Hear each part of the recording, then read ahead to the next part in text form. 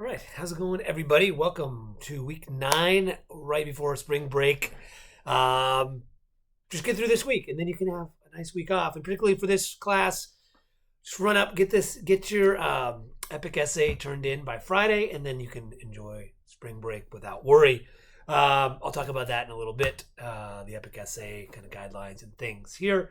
Um, just kind of the class this week. We've sort of put the world in empires, and then we kept talking about the Silk Road that connected them all together.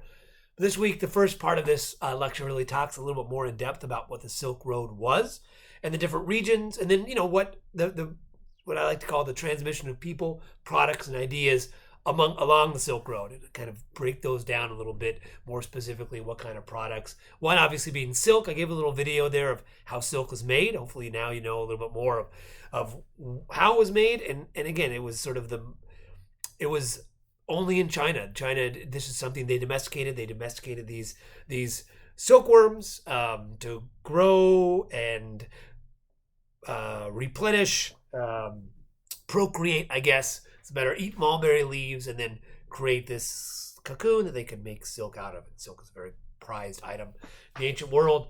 All textiles were cotton as well, wool in some places. There's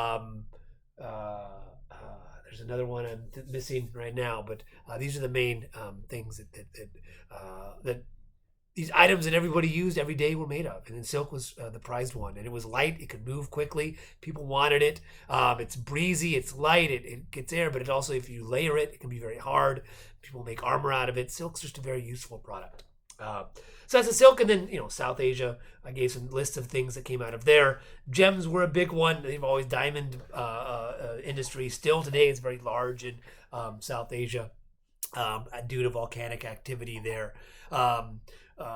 Spices was also a major one. A lot of those spices were coming out of Southeast Asia too, so the markets were there. Spices are nice and light. You can move a lot of them. Persia, rugs. I gave a video about the Silk Road too that talks about the importance of rugs. So the ancient world, right, was rather dusty. Like the houses didn't have wood floors and cement pads. A lot of houses were made out of, kind of stamped down dirt. You'd put a rug down there, and then, that would keep things, keep the heat in, all that stuff. So everybody had rugs. So rugs were important. So in the video talks about that. Also kind of looks at the city of Urumqi, which is very interesting in sort of western China. Sort of Arabic culture. The Uyghur peoples live up there, and they're sort of, again, this cultural diffusion along the Silk Road. It's very interesting. I thought that video was interesting. It gives a sort of visual to what the Silk Road is. So please have a look at that. And then the next part of this lecture is the Byzantine Empire, which is 1,000-year-long empire ruling in the Eastern Mediterranean, which often gets overlooked in history. For multiple reasons. I mean, one, it was it was much smaller than the Roman Empire. It was, in the east, but the main city there is Constantinople. And the other big point of the Byzantine Empire, besides being a very long-lasting imperial formation, is this is really when Christianity transformed from a small, sort of localized religion to an imperial religion, and then through the spread of ideas, will spread throughout much of the Middle East, the Mediterranean, up until, as we'll get into a little bit later, Northern Europe, Western Europe. But this is where Christianity becomes an imperial power through the efforts of Constantine, who converts to Christianity, makes it illegal, makes it a legal or legalizes Christianity in the Roman Empire in 312-ish, Council of Nicaea again, I think, and then packs up, right? Rome's kind of declining, and shifts the entire Roman Empire, builds a whole new city in what is Constantinople, which is now Istanbul, which will become the capital of the Ottoman Empire later on in 1453. But for 1,000 years, this Byzantine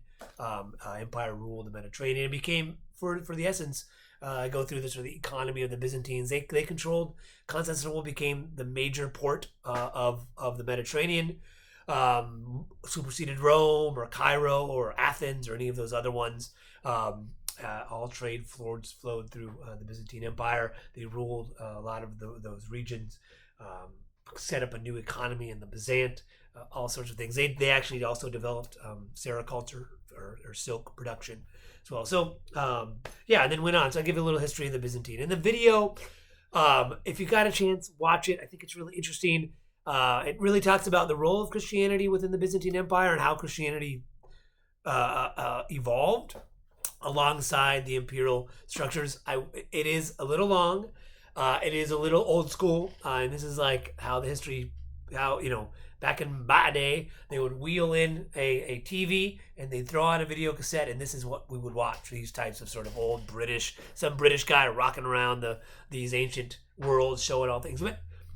But I think it's interesting, and I think it brings up a lot of ideas of trade, the role of Constantinople, the importance of the Byzantines, and then obviously the role of Christianity and how we've talked about religions in imperial settings, and I think this video really helps lay that out.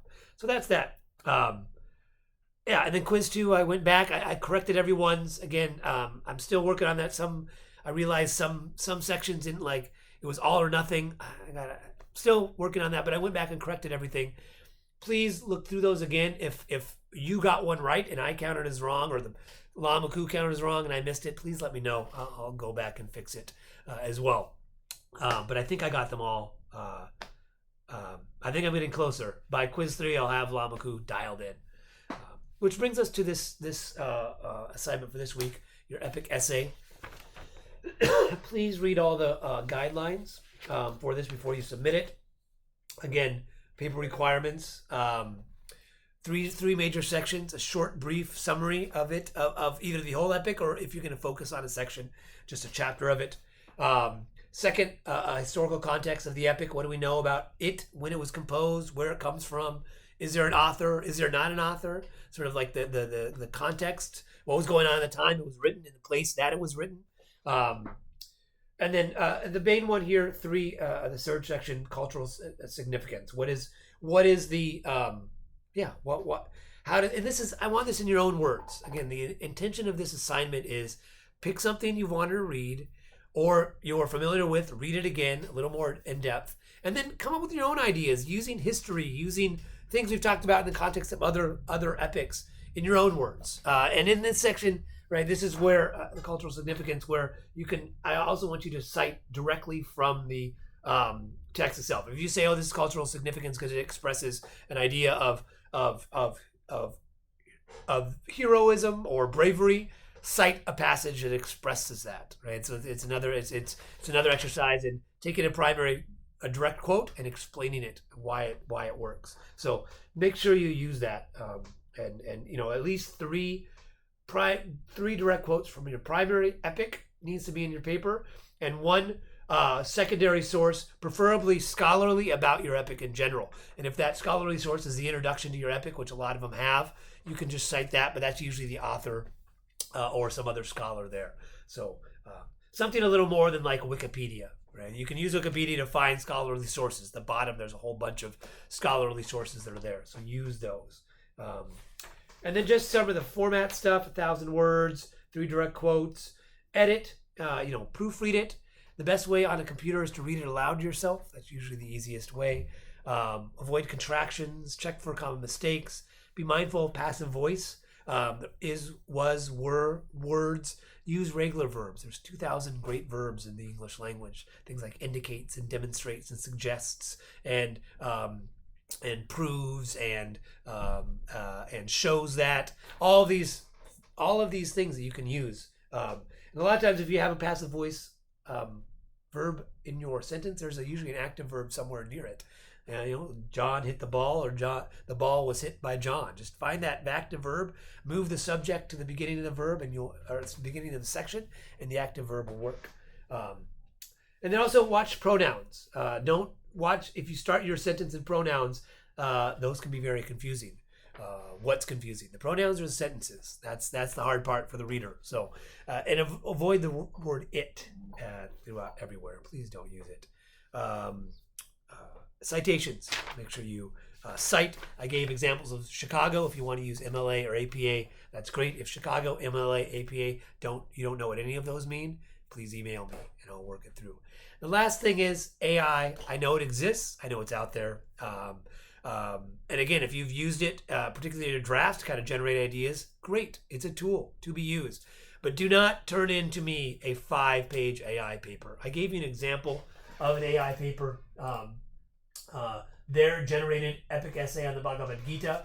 I highlighted sections that are very blatantly AI and wording choices, the profound philosophical and spiritual guidance that resonates across different cultures and traditions. All right, great.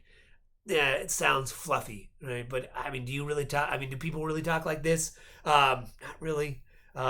Sort of. I put some footnotes in there. There's AI drivel, right? Again, it's not thinking; it's just putting words in order that it has borrowed from other places and replicating. It's not trying to come up with a main point. It's just trying to mimic what other people have done. So if that's something you wouldn't do, don't. And it's pretty apparent now. Also, AI is very vague. It's never very specific. Like if you talk about the history of it, the text, 5th to 2nd century BC. Well, that's not what we talked about in class, right? I have different dates for that, so that would be technically wrong. But again, it doesn't give us any. There's no specifics here. There's nothing. If you look at that, there's no how many chapters in Bhagavad Gita. What are some? It summarizes a few main points again vaguely. Uses key terms a little bit. Philosophical speculations of the Upanishads. I don't expect anyone to know about the Upanishads, and if you did, you better cite where you're getting that information from. So if you're going to throw in AI throws out a bunch of ideas for you, your job and terms that you're unfamiliar with, your job is to check those, right? And cite where you're getting this information from. If you throw in something to me, Upanishadic or some sort of vague, undefined idea, and you're not citing where they're getting that information from, I'm going to assume it's AI.